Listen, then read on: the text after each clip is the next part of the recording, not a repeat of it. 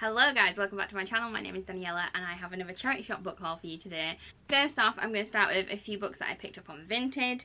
I have been trying to find all of the Realm of the Elderling series by Robin Hobb, and I managed to find I think it's the last set in the 16 book series. It's the last 3 books, which is Fitz and the Fool. So I managed to get Fool's Assassin, Fool's Quest and Assassin's Fate. I think I paid about a tenner for these, including delivery, so not bad. And now on to the books that I picked up from the charity shop. The first book that I found was The Girl in the Tower by Catherine Arden. I'm pretty sure I have book 1 and book 3 on Kindle, and this was the only other one that I needed. I managed to pick those up for 99p when they were on sale, and then this one cost me £1. This one was an impulse buy. It just caught my eye. It's called The House at the Edge of the World. It's this cute little hardback. And this one said, John Venton's drunken fall from a Devon cliff leaves his family with an embarrassing ghost. His twin children flee in separate directions to take up their adult lives. Their mother, enraged by years of unhappy marriage, embraces merry widowhood. Only their grandfather finds solace in the crumbling family house, endlessly painting their story into a large canvas map, a map that holds a devastating secret. The House at the Edge of the World is the compelling told story of how family and home can be both a source of comfort and a wholly destructive force. Cutting to the undignified half-truths every family conceals, it asks the questions we all must confront. Who are we responsible for, and ultimately, to whom do we belong? It just sounds interesting. I'd never heard of it before, and this one cost me £1. The next one I picked up was The First Phone Call from Heaven by Mitch Albom. This one says, one last chance, what would you say? When the residents of a small town on Lake Michigan start receiving phone calls from the afterlife, they all become the subject of widespread attention. Is it the greatest miracle ever or a massive hoax? Sully Harding, a grief-stricken single father, is determined to find out. This is a story about the power of belief and a page-turner that will touch your soul. This one cost £1.25. I have been picking up Mitch Albom books whenever I see them. I watch Alleys of a Life and she loves Mitch Albom, and she said that they're very good, but they also make her cry, and I do like a book that can make me cry. This one cost £1.25. Next up, I picked up this cute little hardback of The Cat Who Saved Books by Sosuke Natsukawa. This one says, Natsuki Books was a tiny second-hand bookshop on the edge of town. Inside, towering shelves reached the ceiling, every one crammed full of wonderful books. Rintaro Natsuki loved this space that his grandfather had created. He spent many happy hours there, reading whatever he liked. It was the perfect refuge for a boy who tended to be something of a recluse.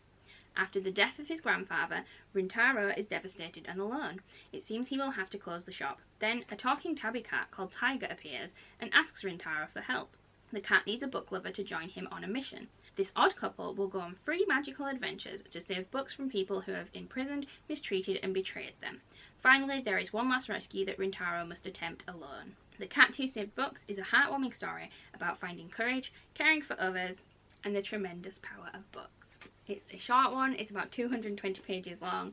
It just sounds really adorable, and this one cost me £2.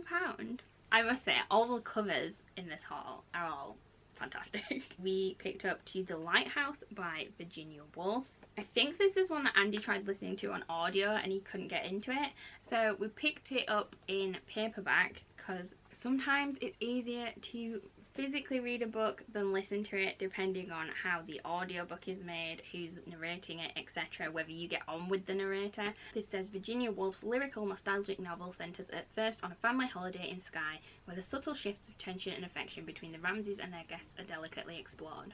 James, the youngest son of Mr. and Mrs. Ramsay, has a devout wish to visit the lighthouse, but his father, a rather pompous philosophical man, seems determined to disappoint him. It is only many years later, when the war has brought dramatic changes to society, and to the Ramsay family in particular, that the journey is made under very different circumstances. Virginia Woolf's extraordinary novel is both an elegy to her parents, whom she depicts as the Ramsays, with a poignant accuracy and an eloquent lament for a lost world, even if that world contained its own sorrows and disappointments. This is another short one. It's 236 pages long. Not sure how much we paid for this. I'm guessing up to a couple of £2 probably. And then I also picked up The God of Small Things by Arundhati Roy. I just keep seeing this everywhere. Oh, I've just realised all the things on the back are just what people have said about it. There's not an actual description of the book. I'm assuming I looked this up on Goodreads before I picked it up. And I can't remember what it's about, so that's that one. This one we paid £1 for. The next one is one that I think I've heard good things about. I think that's why I picked it up, and it is Salt to the Sea by Ruta Sepetys. It says, war-torn Germany, 4 young people, 4 dark secrets. They come from different lands, but each of them is hunted and haunted by tragedy, lies and war. As thousands of refugees flock to the coast, desperate to escape the advancing Red Army, the paths of 4 young people converge. All are hoping to board the Wilhelm Gustloff, a ship that promises safety and freedom. Yet not all promises can be kept. Very brief synopsis there. This one cost us £2. And the last book in this haul is one I have been looking out for. It is The Last Legacy by Adrienne Young.